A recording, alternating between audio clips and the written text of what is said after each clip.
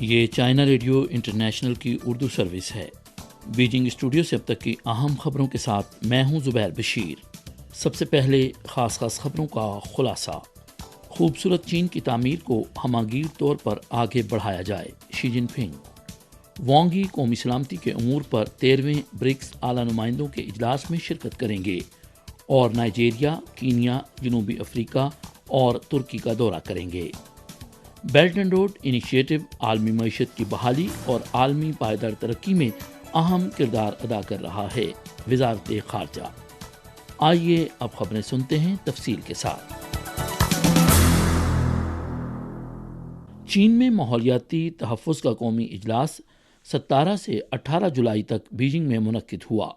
Communist party of China کی مرکزی committee کے جنرل سیکرٹری، صدر مملکت اور مرکزی فوجی کمیشن کے چیئرمین شی جن پنگ نے اجلاس سے خطاب میں اس بات پر زور دیتے ہوئے کہا کہ اگلے 5 سال خوبصورت چین کی تعمیر کے لیے اہم ہوں گے۔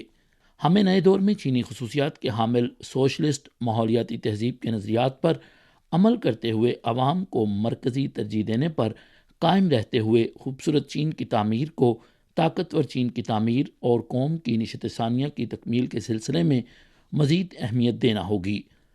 19 جولائی کو چین کے صدر مملکت شی جن پنگ نے چین اور کمبوڈیا کے درمیان سفارتی تعلقات کے قیام کی 65ویں سالگرہ کے موقع پر کمبوڈیا کے بادشاہ سیامونی سے تہنیتی پیغامات کا تبادلہ کیا۔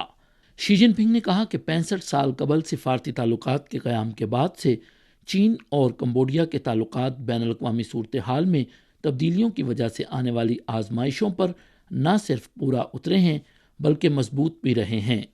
صدر شی نے کہا کہ اس سال کے آغاز میں دونوں ممالک کے سربراہان نے بیجنگ میں خوشگوار ملاقات کی اور متعدد بار خطوط اور ٹیلی گرام کا تبادلہ کیا اور مشترکہ طور پر اعلیٰ معیار اور اعلیٰ سطح کے چین کمبوڈیا ہم نسیم معاشرے کی تعمیر کو نئے دور میں لایا گیا۔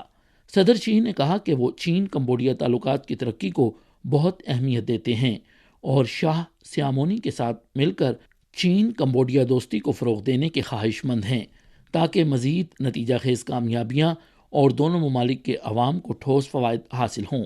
کمبوڈین بادشاہ نے کہا کہ کمبوڈیا اور چین کے درمیان روایتی دوستی کی ایک طویل تاریخ ہے۔ باہمی اعتماد، باہمی مفادات کی بنیاد پر دونوں ممالک نے ایک جامع اسٹریٹجک تعاون پر مبنی شراکت داری قائم کی ہے۔ ہم نسیم معاشرے کی تعمیر کے لیے مل کر کام کیا ہے اور آہنی دوستی قائم کرنے کی کوشش کی ہے۔ انہوں نے اس یقین کا اظہار کیا کہ نئی صورتحال میں کمبوڈیا اور چین کے درمیان دوستانہ تعلقات اور باہمی فائدہ مند تعاون مضبوط ہوتا رہے گا اور دونوں ممالک کے درمیان آہنی دوستی نسل در نسل منتقل ہوگی۔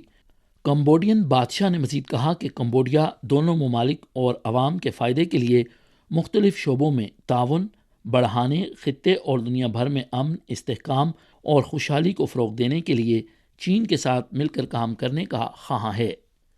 وزارت خارجہ کی ترجمان ماؤننگ نے 19 جولائی کو اعلان کیا کہ جنوبی افریقہ، نائجیریا، کینیا اور ترکی کی حکومتوں کی دعوت پر CPC مرکزی کمیٹی کے پولیٹیکل بیورو کے رکن اور مرکزی خارجہ امور کمیشن کے دفتر کے ڈائریکٹر وانگ ای 24 اور 25 جولائی کو جوہانسبرگ میں منعقد ہونے والے 13ویں برکس قومی سلامتی امور کے اعلیٰ نمائندہ اجلاس میں شرکت کریں گے اور اجلاس سے پہلے اور بعد نائجیریا، کینیا، جنوبی افریقہ اور ترکی کا دورہ کریں گے۔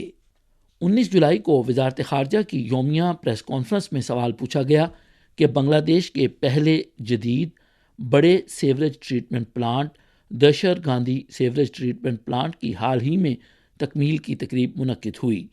بنگلہ دیشی سیاستدانوں نے چین کی جانب سے بیلٹ اینڈ روڈ اقدام کی خوب تعریف کی، جس سے بنگلہ دیش کے ماحولیاتی ماحول کو بہتر بنانے اور مقامی لوگوں کے معیار زندگی کو بہتر بنانے میں مدد ملی ہے۔ چین کا اس بارے میں کیا تبصرہ ہے؟ ترجمان ماؤننگ نے کہا کہ یہ بیلٹ اینڈ روڈ انیشیٹو کی ایک اور مثال ہے جس سے شراکت دار ممالک مستفید ہو رہے ہیں۔ بیلٹ اینڈ روڈ انیشیٹو کی تجویز کے بعد سے 10 سالوں میں اس نے شراکت دار ممالک میں 4,20,000 ملازمتیں پیدا کیں اور تقریباً 40 ملین افراد کو غربت سے نکالا۔ ماؤننگ نے اس بات پر زور دیا کہ چین دی بیلٹ اینڈ روڈ کی اعلیٰ معیار کی مشترکہ تعمیر کو مسلسل فروغ دینے اور عالمی معیشت کی بحالی اور عالمی پائیدار ترقی میں مدد کرنے کے لیے بین الاقوامی برادری کے ساتھ کام کرنے کا خواہاں ہے۔ دوسرا، گلوبل میڈیا انوویشن فورم، جس کی میزبانی چائنا میڈیا گروپ اور شنگھائی میونسپل گورنمنٹ مشترکہ طور پر کریں گے، 20 جولائی کو شنگھائی میں منعقد ہوگا۔ اس سال کے فورم کا موضوع کشادگی، شمولیت اور جیت جدیدیت کی راہ پر ہاتھ میں ہاتھ ڈالیں ہے۔ اس فورم میں بین الاقوامی تنظیموں، چینی اور غیر ملکی مین اسٹریم میڈیا تنظیموں، چینی اور غیر ملکی think tanks, multi national enterprises اور دیگر شعبوں کے 230 سے زیادہ نمائندے آن لائن اور آف لائن طریقوں سے شرکت کریں گے۔ فورم کے دوران مہمانوں کے درمیان مختلف شکلوں میں تفصیلی تبادلے ہوں گے، جیسے کلیدی تقاریر اور گول میز فورمز، جدیدیت کی راہ پر ہاتھ میں ہاتھ کے تفہیم کا اشتراک کیا جائے گا، اور جدیدیت کے حصول میں میڈیا کے کردار کے بارے میں بات چیت ہوگی۔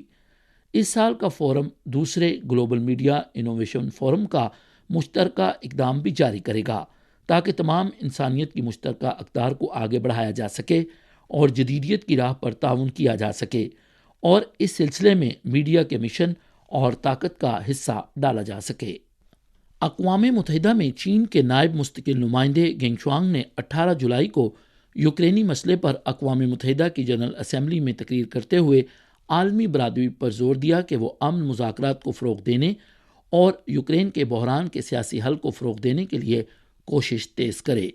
گینگ شوانگ نے کہا کہ یوکرینی بحران طول پکڑتا جا رہا ہے، تنازع کم ہونے کے کوئی آثار دکھائی نہیں دیتے، اور فریقین کو امن مذاکرات پر آمادہ کرنے میں پیش رفت سست ہے، اور موجودہ صورتحال تشویشناک ہے۔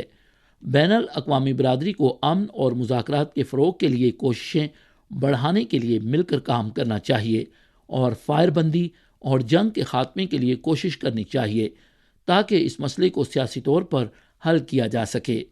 انہوں نے کہا کہ سب سے پہلے ہمیں حالات کو قابو سے باہر ہونے سے روکنے کی پوری کوشش کرنی چاہیے۔ دوسرا، ہمیں بحران کے سیاسی حل کو فروغ دینا چاہیے۔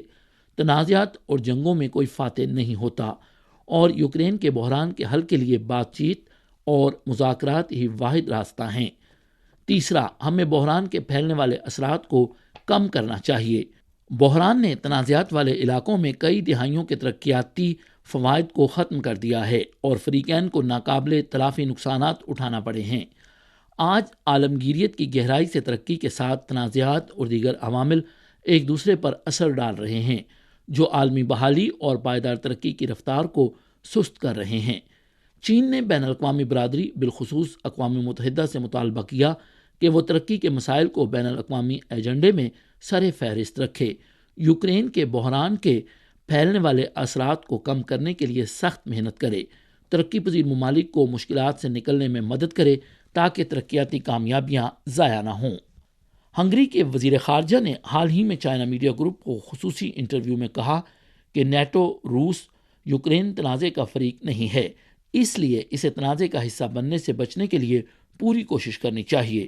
انہوں نے کہا کہ ہنگری اس بات کی مخالفت کرتا ہے کہ یوکرین نیٹو میں شامل ہو۔ ہنگری کے وزیر خارجہ نے کہا کہ وہ نیٹو کو چین مخالف یا کسی گروپ مخالف تنظیم بنانے کے کسی بھی منصوبے اور دنیا کو دو ٹکڑوں میں تقسیم کرنے کی سختی سے مخالفت کرتے ہیں۔ ان کا کہنا تھا کہ اگر دنیا کو دو کیمپوں میں تقسیم کیا گیا تو یہ ہنگری کے لیے فائدہ مند نہیں ہوگا، بلکہ ہنگری سمیت وسطی یورپ کے عوام کو دنیا کے دو کیمپوں میں تقسیم ہونے سے نقصان پہنچے گا۔ جاپان اور دوسرے ممالک کے شہری جاپانی حکومت اور ٹوکیو الیکٹرک پاور کمپنی کی جانب سے جوہری آلودہ پانی کو سمندر میں چھوڑنے کی مسلسل مخالفت کر رہے ہیں۔ 17 تاریخ کو ایک شہری گروہ نے فیوچر اوشن پروجیکٹ کے نام سے ایک ویب سائٹ کا آغاز کیا، جس پر گرافکس اور ویڈیوز کے ذریعے سمندر میں جوہری آلودہ پانی کے اخراج کی مخالفت کی جا رہی ہے۔ جاپانی شہری گروہ پیس فورم کے ڈپٹی ڈائریکٹر نے کہا کہ آلودہ پانی میں موجود تابکار مادے انتہائی پیچیدہ ہیں، اور سمندری حیاتیاتی ماحول، غذائی تحفظ اور انسانی صحت کو پہنچنے والے نقصانات کو نظر انداز نہیں کیا جا سکتا۔ انہوں نے کہا کہ اس وقت جاپان میں کچھ معلومات عوام کے لیے گمراہ کن ہیں۔ یہ تھیں چائنا ریڈیو انٹرنیشنل کی اردو سروس سے اب تک کی اہم خبریں۔ زبیر بشیر کو اجازت دیجیے۔ مزید خبروں کے لیے دیکھیے ہماری ویب سائٹ، پتہ ہے urdu.cri.cn۔